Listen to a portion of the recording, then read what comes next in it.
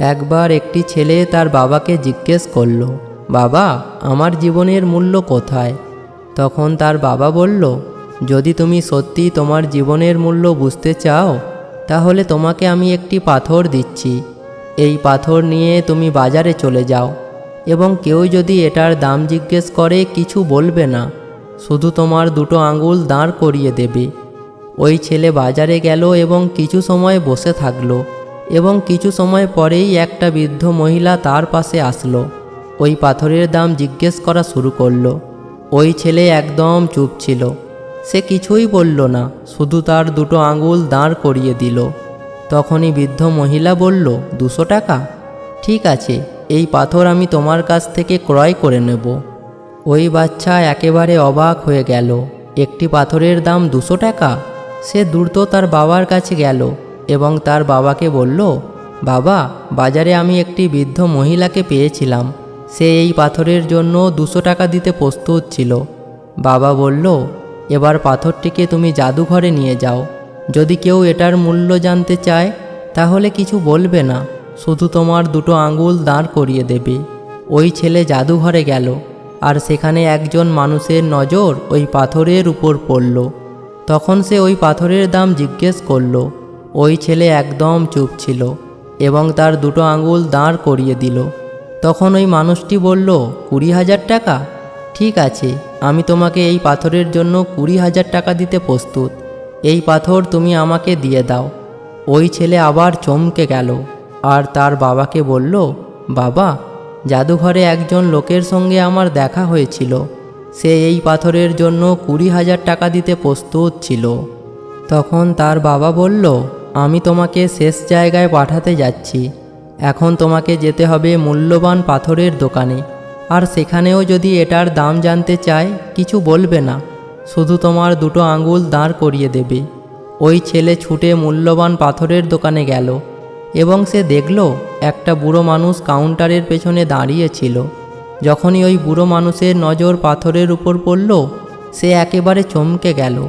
সে counter থেকে বেরিয়ে আসলো এবং দ্রুত বাচ্চাটির কাছ থেকে পাথরটি ছিনিয়ে নিল। ও মাই গড, এই পাথরের খোঁজে আমি আমার সারা জীবন শেষ করে দিলাম। কোথায় পেয়েছো তুমি এই পাথর? আর এটার দাম কত? কত মানুষ আছে এই পাথরটা নেওয়ার জন্য? ওই বাচ্চা তখনও চুপ থাকলো আর নিজের দুটি আঙুল দাঁড় করিয়ে দিল। তখন ওই বৃদ্ধ মানুষ বলল, কত? 2 লক্ষ টাকা? ঠিক আছে, আমি তোমাকে এটার জন্য 2 লক্ষ টাকা দিতে প্রস্তুত। প্লিজ তুমি আমাকে এই পাথর দিয়ে দাও। ওই ছেলে তখন নিজের চোখকে বিশ্বাস করতে পারছিল না। সে খুব দ্রুত তার বাবার কাছে পৌঁছলো আর বলল, ওই বৃদ্ধ লোক এটার জন্য 2 লক্ষ টাকা দিতে প্রস্তুত।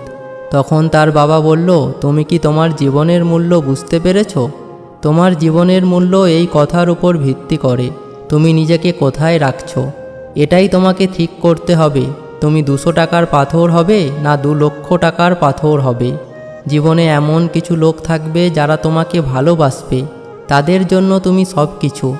আর কিছু লোক এমন হবে যারা তোমাকে একটা বস্তুর মতো দেখবে, তাদের জন্য তুমি কিছুই না।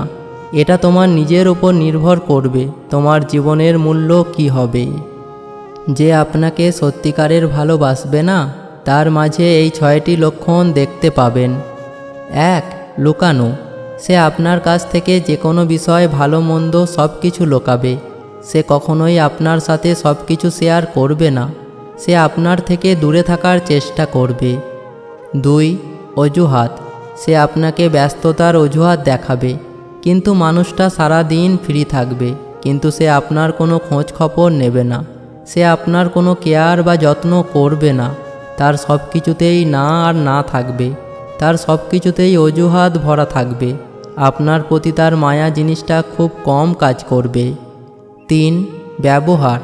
আপনার সাথে রিলেশনে থাকা অবস্থায় যদি তাকে কেউ প্রপোজ করে, তাহলে সে আপনার সাথে খারাপ ব্যবহার করবে, আপনার সাথে রাগারাগি করবে, আপনাকে রাগ দেখিয়ে কথা বলবে, আপনার সাথে ব্রেকআপ করতে চাইবে। আপনাকে দেওয়া প্রমিস বা কথাগুলো তার কাছে কোনো দাম থাকবে না, সে ভুলে যাবে আপনাকে দেওয়া কথাগুলো। 4. সে আপনাকে সবার সামনে ছোট করবে।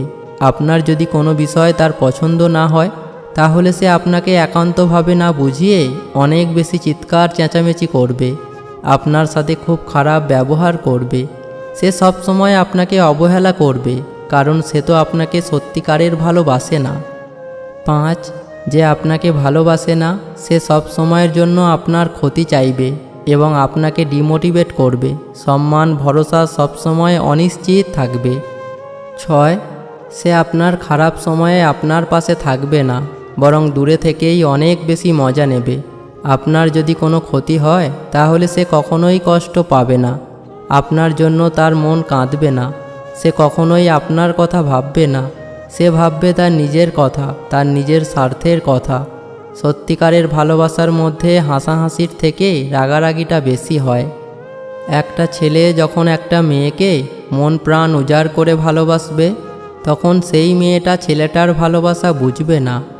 আবার যখন একটা মেয়ে একটা ছেলেকে মন প্রাণ উজাড় করে ভালোবাসবে, তখন সে ছেলেটাও মেয়েটার ভালোবাসা বুঝবে না।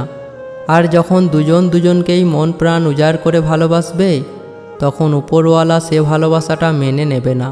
এটাই বাস্তবতা। জীবনের সব কিছুই আপেক্ষিক। কারো BMW থামছে রাতের গভীরে নিষিদ্ধ পল্লীতে। ঘরে অপেক্ষারত স্ত্রী দীর্ঘশ্বাস ফেলছে। কেউ ভাঙা ঘরে থেকে স্ত্রীকে নিয়ে অবিরত স্বপ্নের জোয়ারে ভাসছে। কেউ ভাবছে আর কয়েকটা দিন ডিভোর্স পেপারে সাইন করলেই মুক্তি।